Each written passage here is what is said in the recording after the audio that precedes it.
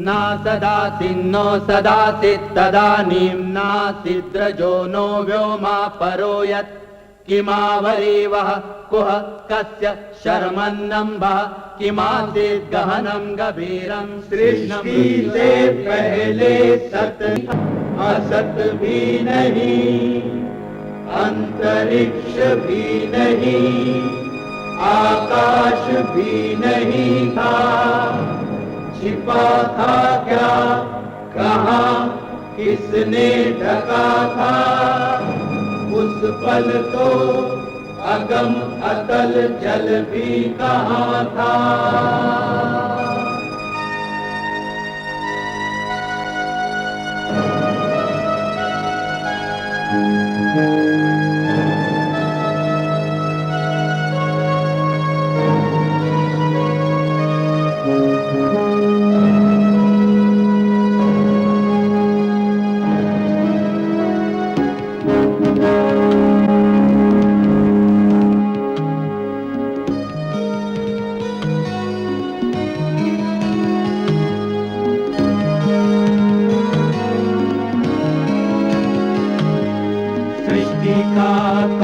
करता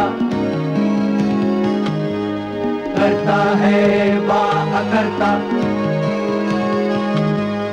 ऊंचे आकाश में रहता, सदा अध्यक्ष बना रहता, वही सचमुच में जानता या नहीं भी जानता है, किसी को नहीं पता, नहीं पता, नहीं है पता, नहीं है पता।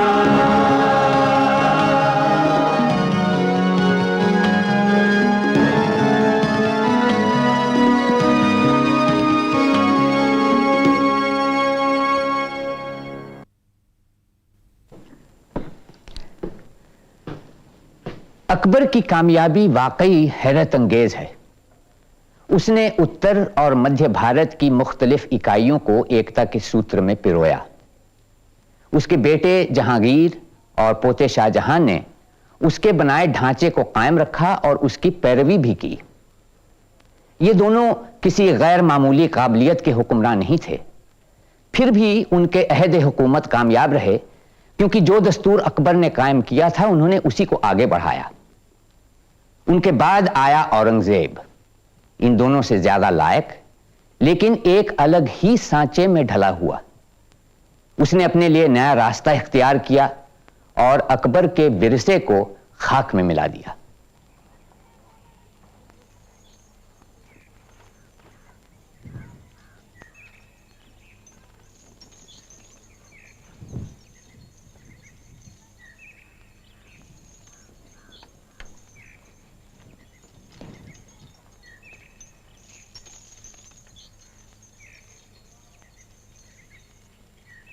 हुजूर, गोलकुंडे के हाकिम कुतुबुल मुल्क की वालिदा हुजूर से मुलाकात के लिए तशरीफ लाई है।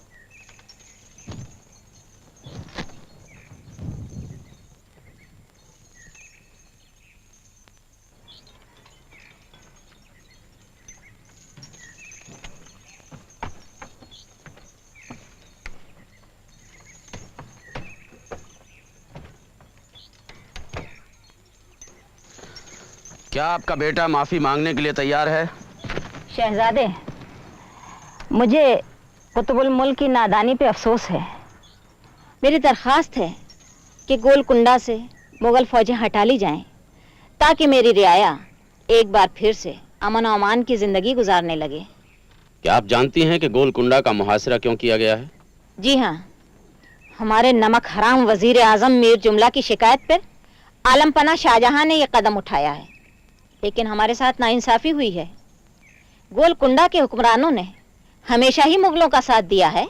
लेकिन कुतुबुल मुल्क क्या कर रहा है? क्या उसने बीजापुर के आदिल शाह के साथ मिलकर मुगल फौजों पर हमले नहीं किए हैं? क्या उसने पिछले 3 साल से मालगुजारी भेजी है? क्या हमारी तमाम कोशिशों के बावजूद उसने मीर जुमला के बेटे मोहम्मद अमीन को रिहा किया है? हम तमाम मालगुजारी देने और अमीन को रिहा करने के लिए तैयार हैं। तो क्या आप कुतुबुल मुल्क को भी हमारे हवाले करने के लिए तैयार हैं?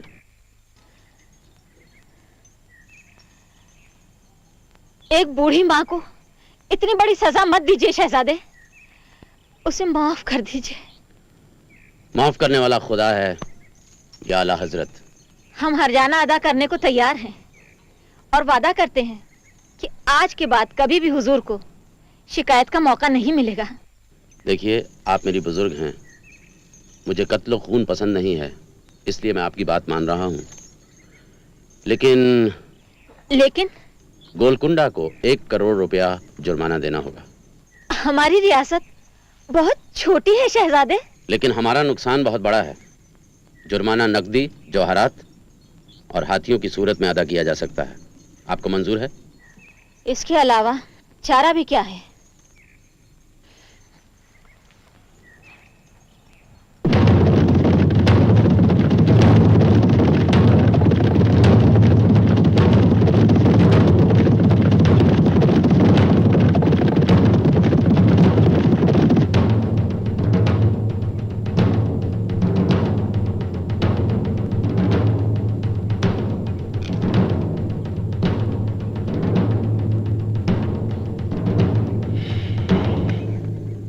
खुदा न खास्ता कोई बुरी खबर है बेटे?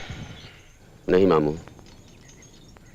फरमान है कि मुहासिरा फौरन खत्म कर दिया जाए और मुगल फौज वापस लौट जाए। शायद आला हजरत को मालूम नहीं हुआ है कि कुतुबुल मुल्क ने हमारी सारी शर्तें मंजूर कर ली हैं। यह फरमान आला हजरत ने नहीं भिजवाया है, ये दादा भाई दारा शिकोह ने भिजवाया है। हमें खबर मिल चुकी है कि कुतुबुल मुल्क का सफीर मुल्ला अब्दुल समद दादा भाई के पास पहुंच चुका है। मुझे यकीन था कि मुझे जलील करने के लिए वो कोई ना कोई रास्ता जरूर निकाल लेंगे। अगर इस फरमान पर अमल भी किया जाए तो लोगों को क्या बताया जाएगा? हम क्यों बगैर किसी वजह के कुतुबुल मुल्क को उसकी रियासत वापस कर रहे हैं? हुक्म पे अमल तो करना ही पड़ेगा आकिल खान, वरना शाहजादा औरंगजेब के इरादों को गलत समझा जाएगा।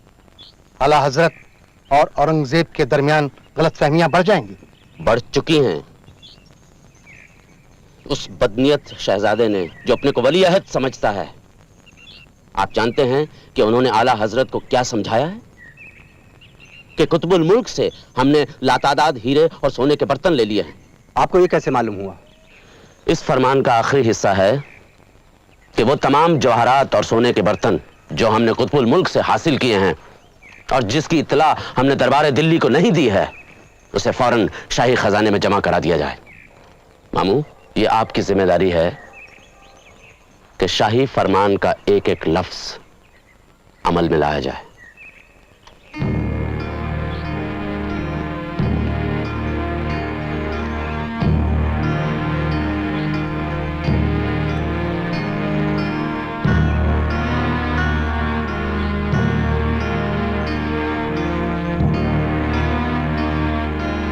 सर झुकाने की जरूरत नहीं है आकिल खान। हर रात के नसीब में एक सवेरा होता है। हमारा भी वक्त आएगा और उस वक्त दारा शिकोह की एक एक साजिश का हिसाब किया जाएगा। और कुछ पूछना है शहजादे? हाँ बाबा, चांद की रोशनी क्या है? उसकी सफेदी का राज क्या है? काला दाग क्या है? चांद में कोई रोशनी नहीं होती। वो तो एक बेजान चीज की तरह है जिसे सूरज की किरणें रोशन करती हैं। चांद की सफेदी समंदर का अक्स है और काला दाग धरती की छाया। बाबा, अगर चांद में अक्स दिखाई दे सकता है तो सूरज में क्यों नहीं दिखाई देता? सूरज आग के गोले की तरह है शहजादे, और चांद पानी के गोले की तरह। छाया तो पानी में दिखाई देती है, आग में नहीं। हिंदू मूर्ति पूजा क्यों करते हैं? यह कब से शुरू हुई है? मूर्ति पूजा श्रद्धा को मजबूत करने के लिए शुरू की गई। जो सत्य को जानता है उसे प्रतीक की कोई जरूरत नहीं, लेकिन जो अपने भीतर छिपे सत्य को नहीं पहचानता वो आकृति से जुड़ा रहता है। जैसे बिन ब्याही लड़कियां गुड़ियों के साथ खेलती हैं मगर शादी के बाद छोड़ देती हैं। जब तक बातिन की हकीकत मालूम न हो जाए आदमी जाहिर से जुड़ा रहता है। एक बार अंतरात्मा का ज्ञान प्राप्त हुआ कि वो प्रत्यक्ष को त्याग देता है। खालिक और मखलूक में फर्क क्या है? बनाने और बनने वाले में रिश्ता क्या है? बाबा यही सवाल मैंने एक और बुजुर्ग से पूछा था, उसका जवाब था बनाने और बनने वाले में वही रिश्ता है जो बीज और पेड़ के बीच होता है। क्या यह सच है बाबा? खालिक यानी कि रचयिता तो समंदर की तह है शहजादे, और रचना पानी से भरा प्याला। पानी वही है, मगर जो फर्क समंदर और प्याले में है वही रचना और रचयिता में होता है। आत्मा और परमात्मा क्या है? क्या आत्मा परमात्मा में मिल सकती है? शहजादे, शराब पानी से बनती है, मगर जमीन पर डाल दी जाए तो उसकी सारी मिलावट, सारा नशा, रंगत मिट्टी के ऊपर ही रह जाती है। सिर्फ पानी धरती के अंदर जाता है और फिर एक बार फिर निर्मल जल बन जाता है। मनुष्य की आत्मा अगर पंच तत्वों को छोड़ दे तो परमात्मा में मिल जाएगी। बाबा आसमान एक है मगर आंखें दो, ऐसा क्यों? लेकिन दोनों आंखें एक ही चीज देखती हैं शहजादे। इसका मतलब यह कि हक और सदाकत किसी एक मजहब की मिल्कियत नहीं है। हाँ शहजादे, सत्य सत्य है, देखने वाला चाहे कोई भी हो।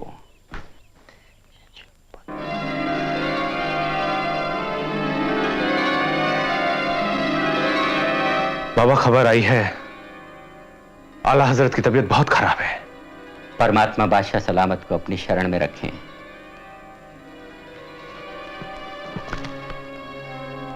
हकीम चाचा, आला हजरत को होश क्यों नहीं आ रहा है? बेहोश रहें तो अच्छा है, वरना तकलीफ की शिद्दत बर्दाश्त नहीं होगी। हकीम साहब, खुदा न ख्वास्ता आला हजरत का मर्ज ज्यादा खतरनाक है क्या? गुर्दे काम नहीं कर रहे हैं मलिक जीवन। अगर पेशाब नहीं हुआ तो आला हजरत। हकीम चाचा, आप आला हजरत के पास ही ठहरिए। बेहतर।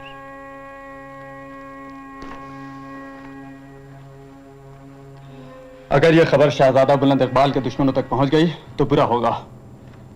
हमारे दुश्मन कौन है? यह आप चंपत राय से पूछ सकते हैं। गोलकुंडा और बीजापुर से जो कुछ मिला है उससे फौज भर्ती की जा रही है और हथियार बनवाए जा रहे हैं। औरंगजेब ने तुम्हारी रियासत जब्त कर ली है, इसलिए तुम उसके खिलाफ हो। शहजादा बुलंद इकबाल को मालूम है ना कि बहुत से बुंदेले शहजादा औरंगजेब की फौज में भी हैं। अगर हुक्म हो तो अपने भतीजे को पेश करो जो कल ही दक्कन से लौटा है। गुलाम की राय है कि आला हजरत की बीमारी की खबर दक्कन तक नहीं पहुंचनी चाहिए, बंगाल और गुजरात भी नहीं पहुंचनी चाहिए। इसका मतलब यह है कि भाई सुजा और मुराद बख्श भी। हुजूर को शायद याद होगा, जब आला हजरत ने आपके वली अहद सल्तनत होने का ऐलान किया था और 1 करोड़ रुपए का सालाना वजीफा मुकर्रर किया था, उस वक्त तीनों शहजादों में से किसी एक ने भी आपके पास मुबारकबाद नहीं भेजी थी, नजर भी नहीं गुजारी, जो उनका फर्ज था। मगर आला हजरत की बीमारी को छुपाया कैसे जा सकता है? दरबार में औरंगजेब, शुजा और मुराद तीनों के सफीर मौजूद हैं।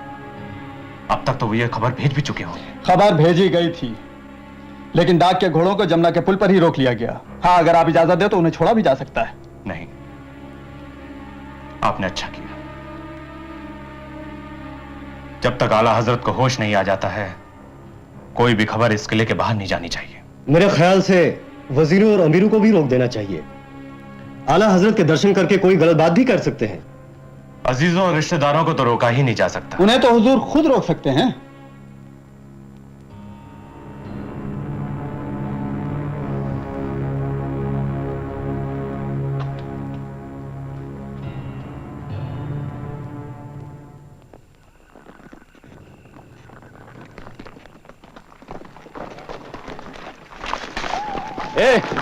कौन हो तुम लोग और किसके सिपाही हो?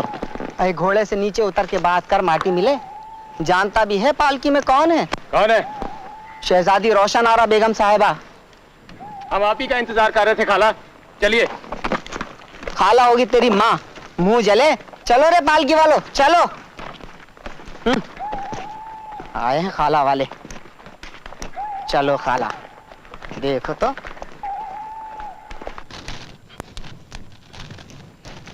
बैठिए आपा। आपके पैगाम ने तो हमें परेशान कर दिया था। बात ही ऐसी है जो खत में नहीं लिखी जा सकती थी। कहिए।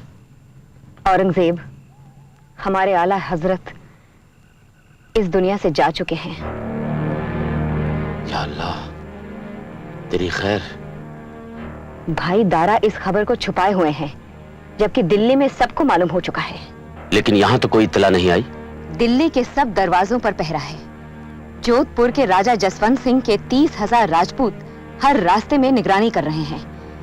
मैं जियारतों के बहाने यहाँ निकल कर आई हूँ। इन्ना लिल्लाहि व इन्ना इलैहि राजिऊन। खुदा आला हजरत को जन्नत में जगह दे। आमीन। पता नहीं दारा भाई ने आला हजरत की मैयत के साथ क्या सलूक किया होगा। दारा भाई पागल हो चुके हैं। एक गुलाम को जिसकी सूरत आला हजरत से मिलती है दर्शन के लिए झरोके में बिठा दिया, और जब मैं वहां से आ रही थी तो खबर मिली कि आला हजरत को आब व हवा बदलने के लिए आगरा ले जाया जा रहा है। आला हजरत को या उनकी लाश को? लगता है दारा भाई अपनी तख्त नशीनी का ऐलान आगरा से ही करेंगे। ये इत्तला भाई सुजा और मुराद को पहुंचाना बहुत जरूरी है। पहले सोच लो कि इत्तला मिलने पर कौन किसका साथ देगा।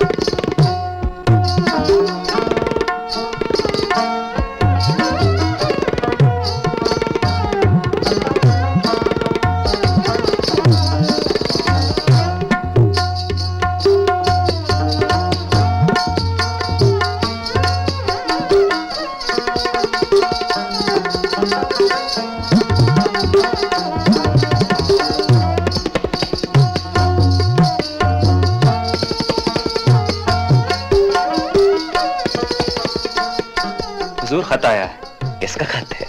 शहजादा औरंगजेब का। हजरत जी।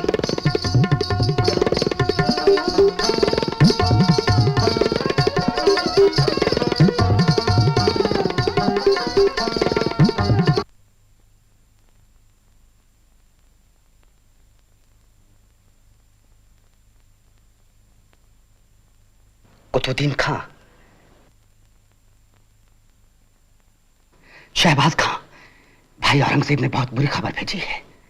आला हजरत का इंतकाल हो चुका है। अल्लाह। और दादा भाई ने हुकूमत पर कब्जा कर लिया है। और आपको इंतकाल की खबर भी नहीं थी? मौत को अभी तक राज ही रखा गया है, और उन्होंने ये भी लिखा है कि इस राज को तब तक राज ही रखा जाएगा जब तक गुजरात, बंगाल और दक्कन पर दारा शिकोह का कब्जा नहीं हो जाता। तो क्या हुजूर मुगल फौज दिल्ली से कूच कर चुकी है? मालूम नहीं। शहजादा शुजा बहुत दूर है, औरंगाबाद भी बहुत दूर है, इसलिए पहला हमला हम पर ही होगा। क्या हम मुकाबला कर सकेंगे? मुकाबला तो तब होगा हुजूर जब वजीर आजम अली नकी खां चाहेंगे। क्या बक रहा है? क्या हुजूर नहीं जानते कि अली नकी खां शहजादा दारा शिकोह का मुरीद है हुजूर, और आप पर नजर रखने के लिए ही उसे यहाँ भेजा गया है। शाहबाज खां ठीक कह रहे हैं हुजूर। अली नकी हमारे लिए बहुत बड़ा खतरा बन सकते हैं। अगर मैं दादा भाई से मुकाबला ना करूं, उन्हें अपना बादशाह मान लूं तो काश आला हजरत की जिंदगी में ही यह फैसला हो जाता तो हकदार को उसका हक तो मिलता। तो मुझसे साफ साफ बात कर। हुजूर, सारी दुनिया जानती है कि वली-ए-अहद दारा शिकोह को हुकूमत से कोई भी दिलचस्पी नहीं है। वो तो बस औलिया, पीर, फकीर और हिंदू जोगियों और सन्यासियों के बीच में बैठे रहते हैं हुजूर। और शहजादा शुजा तो और भी भोले हैं, उनका तो सियासत से दूर दूर तक कोई लेना नहीं है। इसीलिए हुजूर दिल्ली छोड़कर दूर बंगाल में डेरा जमाए बैठे हैं। और शहजादा औरंगजेब बहुत ही बहादुर और काबिल मगर सख्त मिजाज हैं। दुश्मन तो दुश्मन, दोस्त को भी माफ नहीं करते हुजूर। इसीलिए मैंने हुजूर से अर्ज किया था कि आला हजरत के रहते अगर किसी बात का फैसला हो जाता हुजूर, तो ताज हुजूर के सर पर होता। हाँ, हमारे साथ नाइंसाफी तो हुई है। जान के अमाल पाऊं तो कुछ हर्ज करो हुजूर। हाँ हुजूर, आप अपनी हुकूमत का ऐलान कर दीजिए। शहजादा औरंगजेब और शहजादा शुजा दोनों आपका साथ देंगे। हुजूर, मैंने तो नजूमी से मुहूर्त भी निकलवा लिया है। अगर हुजूर इस मुबारक घड़ी पर अपनी ताजपोशी का ऐलान कर सकें तो सारे हिंदुस्तान पर हुजूर की हुकूमत होगी। हाँ, और अली नकी?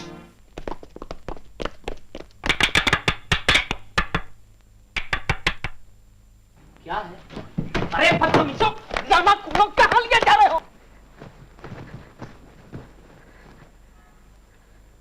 अली नकी, जब एक नौकर अपने आका से गद्दारी करे तो उसकी क्या सजा होती है? लेकिन मैं सवाल का जवाब दे।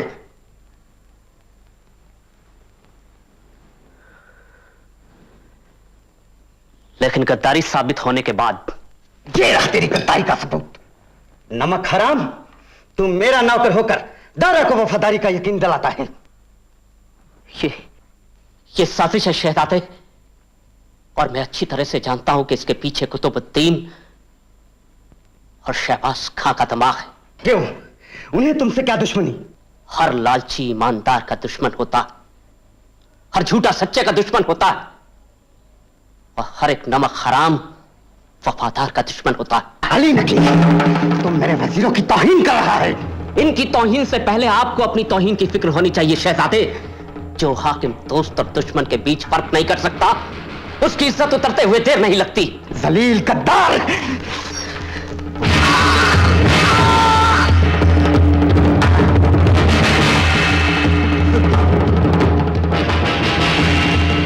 शहजादे, ये एक वफादार सिपाही का खून है।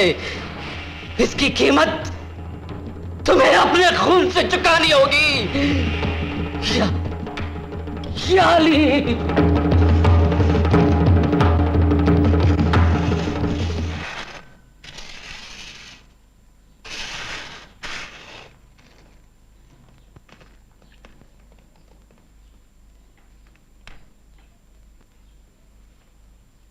शुभ घड़ी आ गई महाराज, बधाई हो।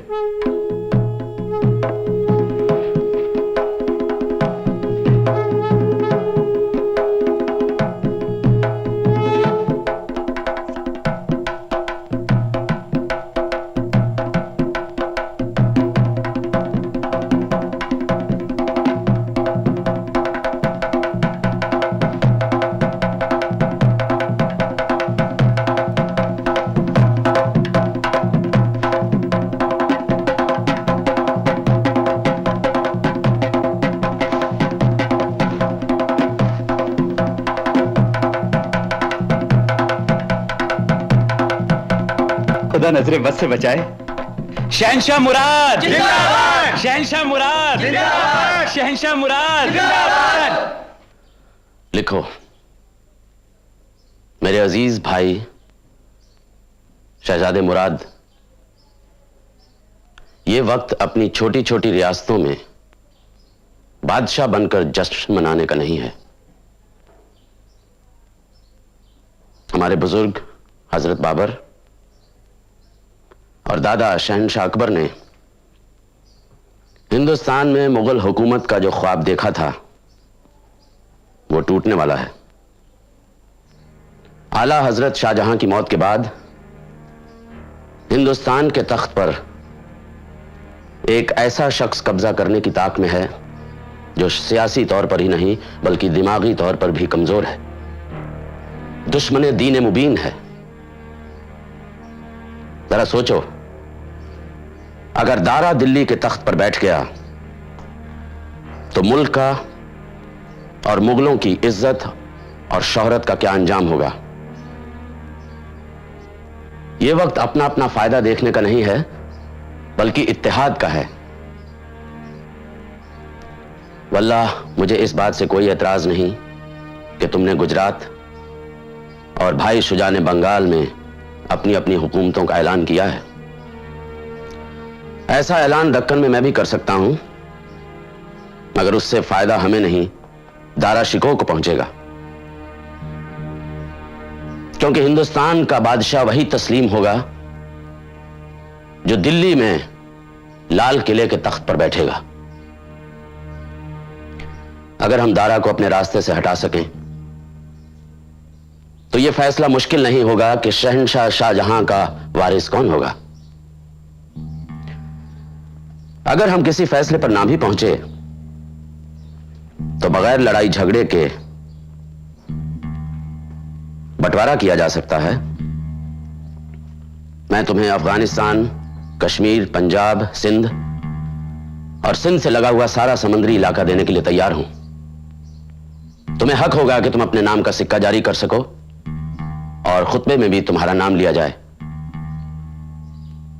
मेरे अजीज, मैं जो कुछ भी कर रहा हूं उसके पीछे मकसद सिर्फ इतना ही है, सल्तनत की बहबूदी और दुश्मनों का खात्मा, और सताई हुई रैयत को सुख और चैन नसीब हो। अगर तुम मेरे भाई और साथी की हैसियत से मेरा साथ दो तो हमारा यह इत्तेहाद बाकी रहेगा। तुम्हारे दोस्त मेरे दोस्त होंगे, तुम्हारे दुश्मन मेरे दुश्मन होंगे। ये मेरा वादा है और अल्लाह इस बात का गवाह है।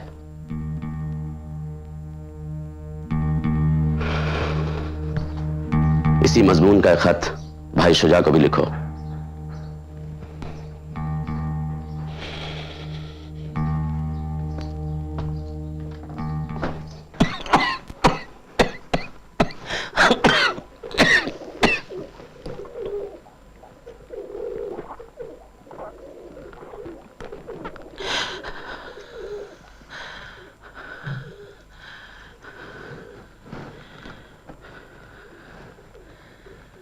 खुश रहो। जितनी खिदमत तुमने की है किसी औलाद ने नहीं की।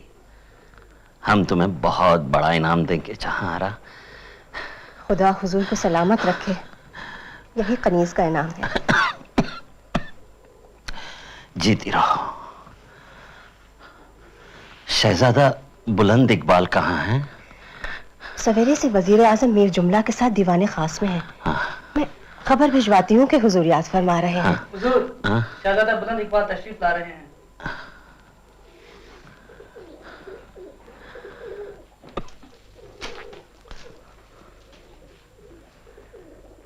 बहुत लंबी उम्र होगी। हम अभी याद ही कर रहे थे तो तुम खुद आ गए।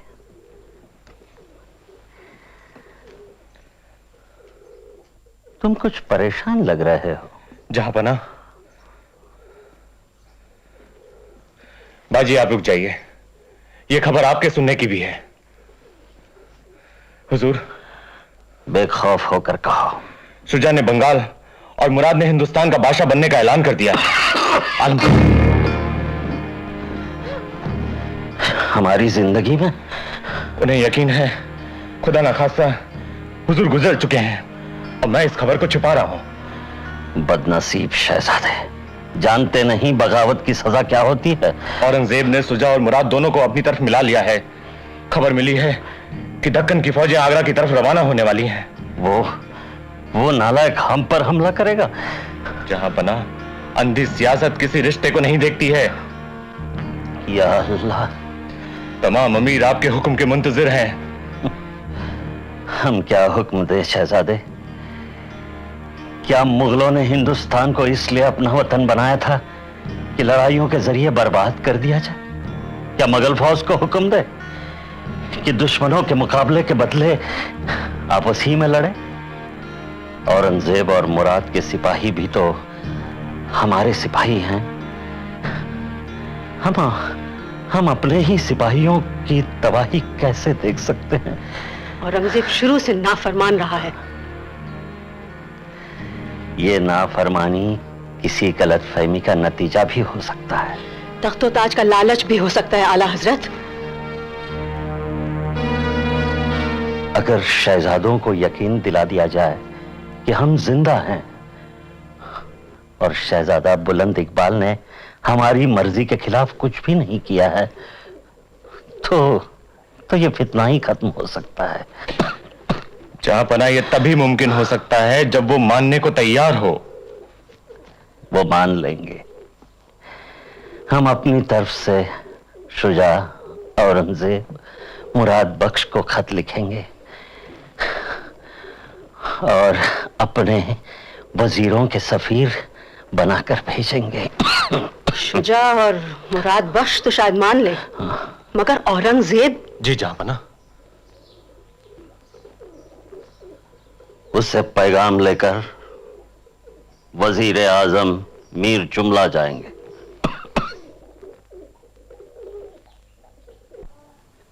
ये खत आला हजरत ने लिखा है। जी हाँ। आपके सामने? जी नहीं, लेकिन शहंशाह ने फरमाया था कि वो खुद लिखेंगे। आप आला हजरत से मिले थे? जी हाँ। मीर साहब, हिंदुस्तान के वजीर आजम बनने से पहले आप क्या थे? शहजादे, आपकी जबान से एक बुजुर्ग की बेइज्जती करना अच्छा नहीं लगता। क्या आप गोलकुंडा के कुतुबुल मुल्क के वजीर नहीं थे? था। गोलकुंडा के सुल्तान ने कभी मुगल हुकूमत को तस्लीम नहीं किया, तो फिर आप मुगलों के साथ कैसे हो गए? क्या आप मुगलों के वफादार हैं? हुजूर, मैं यहां पर शहंशाह के सफीर की हैसियत से हाजिर हुआ हूं। मेरा फर्ज है कि मैं आपसे जवाब लूं और चला जाऊं। आप झूठ बोल रहे हैं। आला हजरत जिंदा नहीं है और यह खत भी नकली है। आपको उस मुल्हिद बेदीन दारा शिको ने भेजा है, और खास तौर से आपको इसलिए भेजा है क्योंकि आप दक्कन के चप्पे चप्पे से वाकिफ हैं। आज भी आपके यहां बहुत से दोस्त मौजूद हैं, और आपको मालूम है कि हमारी फौज में आधे से ज्यादा सिपाही दक्कनी हैं। आपकी जरा सी कोशिश उन्हें बगावत पर आमादा कर सकती है, मगर मैं आपको कामयाब नहीं होने दूंगा। हुजूर, मैं फिर एक बार अर्ज करूंगा, मैं यहां एक पैगाम लेकर आया हूं, उसका जवाब लेकर वापस चला जाऊंगा। मैं हुजूर की फौज में बगावत फैलाने नहीं आया हूं। आप जानना चाहते हैं कि दारा के खत का जवाब क्या है? कोई है? सैयद मीर जुमला, वजीर आजम हिंदुस्तान, हमारे मेहमान रहेंगे। उन्हें किसी तरह की तकलीफ नहीं होनी चाहिए। हुजूर, आप बहुत बड़ी गलती कर रहे हैं। नहीं मीर जुमला, यह दारा को मेरा जवाब है। ले जाओ।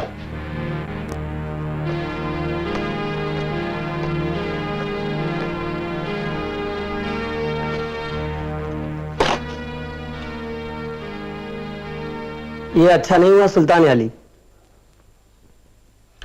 अगर मीर जुमला की बात सच निकली तो ना सिर्फ उन्हें बहाल किया जाएगा बल्कि इनाम और इकराम से नवाजा भी जाएगा, मगर सच्चाई मालूम होने से पहले उन्हें वापस आगरा नहीं भेजा जा सकता। आकिल खान से कहो कि मालूम करे मुराद बख्श अहमदाबाद से रवाना हुए या नहीं। मीर जुमला को गिरफ्तार कर लिया गया शहजादे। मुझे मालूम है। शहंशाह के सफीर की गिरफ्तारी इस बात का सबूत है कि औरंगजेब को कोई गलतफहमी नहीं, वो जानबूझकर फौजें जमा कर रहा है, उसने बगावत कर दी है। इसमें बुराई क्या है बाजी? उसे बादशाह बना दिया जाए। क्या कह रहे हो तुम? वली है तुम हो, बादशाह नहीं बनना है। हर वलीहत का बादशाह बनना जरूरी तो नहीं है बाजी। इस हिसाब से हुकूमत आला हजरत को नहीं, चाचा खुसरो को मिलनी चाहिए थी, जो दादा जहांगीर के बड़े बेटे और वलीहत थे। अगर तुम अपने अंदर इतनी ताकत नहीं पाते कि एक बागी का मुकाबला कर सको, तो वाकई तुम्हें कोई हक नहीं कि हजरत बाबर और अकबर आजम के तख्त पर बैठो। आप समझती हैं कि मैं हजरत बाबर और दादा अकबर जैसा बादशाह बन सकूंगा? बाजी, आप जानती हैं इसकी क्या कीमत होगी? हमारे खानदान में जो भी बादशाह बना है उसे भाइयों की लाशों को पार करके ही तख्त हासिल हुआ है। इस बात का जवाब तुम खुद मुझसे बेहतर दे सकते हो। शायद मैं औरंगजेब से बेहतर बादशाह बन सकता हूं, क्योंकि मैं तुर्कों, अफगानों और राजपूतों में कोई फर्क नहीं करता। मैं हाकिम को कौम और मजहब की पाबंदियों से बुलंद समझता हूं। औरंगजेब का झुकाव मजहबी कट्टरपन की तरफ है, और वो मजहबी रवादारी की कमजोरी समझता है। मगर कमजोरियां मुझ में भी हैं बाजी।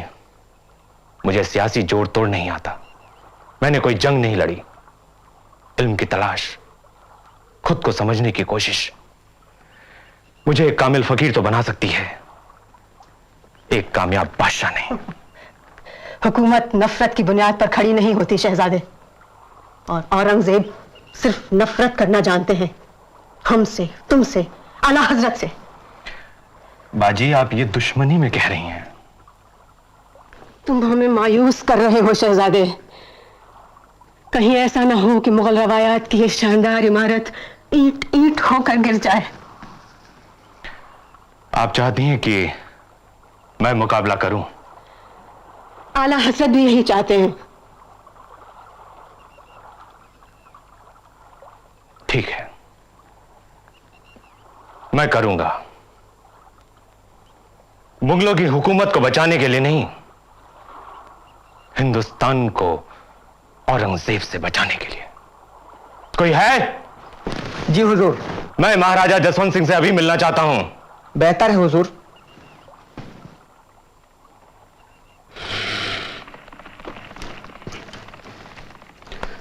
फौजें तैयार हैं मुराद?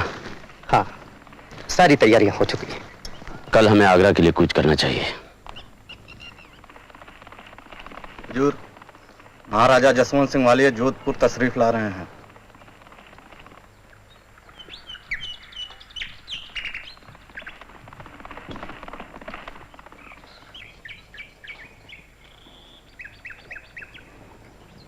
मुझे मुराद बख्श के साथ देखकर तुम्हारी हैरानी वाजिब है, लेकिन इसका मतलब यह नहीं कि आप शाही आदाब भूल जाएं।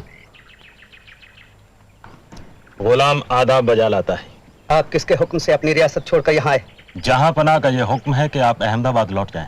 और हमारे लिए क्या हुक्म है? आप भी यहाँ होंगे, ये मुझे अंदाज न था। अगर मैं वापस अहमदाबाद ना जाऊं तो? गुलाम अर्ज कर गया तुम कि इतना बताओ कि अगर मुराद बख्श वापस ना जाए तो क्या तुम अपनी फौजी ताकत से उसे रोकोगे? जहां पनाह का यही हुक्म है। ये तो ज्यादती होगी राजा साहब। 2 बेटे अपने बीमार बाप को देखने जा रहे हैं, आप उन्हें रोकेंगे? सुल्तान आलिया जहां पनाह का हुक्म है कि आपको आगरे ना पहुंचने दिया जाए। क्या जहां पनाह हमसे डरते हैं? मेरी ये दरख्वास्त है हुजूर कि दोनों शहजादे अपनी अपनी रियासत को लौट जाएं। और अगर ऐसा ना हुआ तो आप जंग करने पर मजबूर हो जाएंगे। जी राजा जसवंत सिंह, काश तुम हमारी तरफ होते। हुजूर, एक राजपूत सरदार की वफादारी का इम्तिहान न लें। इम्तिहान आज नहीं, कल होगा जसवंत सिंह, जंग के मैदान में। हमने तो पहले ही कहा था, भाई भाई से लड़ेगा तो अंजाम अच्छा नहीं होगा। दोनों को हमारे पास आने देते, हम दोनों के इख्तियारात को खत्म कर देते, ये मोर्चा बंदी भी हमेशा के लिए खत्म हो जाती। आला हजरत, मुराद अपनी तख्त नशीनी का ऐलान कर चुका था। औरंगजेब फौजें लेकर आगे बढ़ रहा था। अगर उसे रोका ना जाता तो हमें बुज़दिल कहा जाता। धर्मत की लड़ाई के बाद जिसमें जसवंत सिंह के 6000 से ज्यादा सिपाही मारे गए, हमें क्या कहा जाएगा? तारीख हमारे बारे में क्या लिखेगी? तारीख बदल भी सकती है, इंशाअल्लाह बदलेगी भी। मैं खुद मुकाबले के लिए जाऊंगा और फतेहाब होकर आऊंगा। जब तुम फैसला ही कर चुके हो तो जाओ। अब हमारे पास अलविदा कहने ही के लिए आना। जाओ।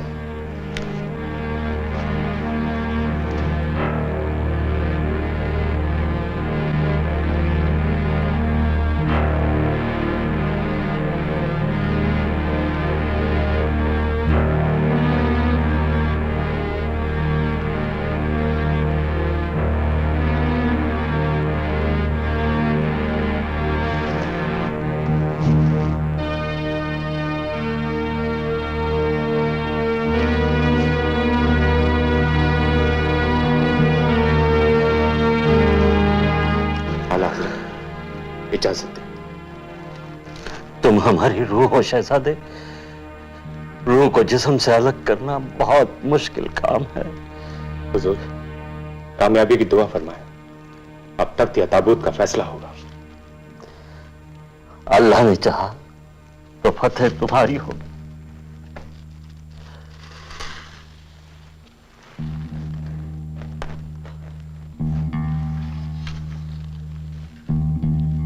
खुदा हाफिज बाजी। खुदा हाफिज। फी अमानुल्लाह।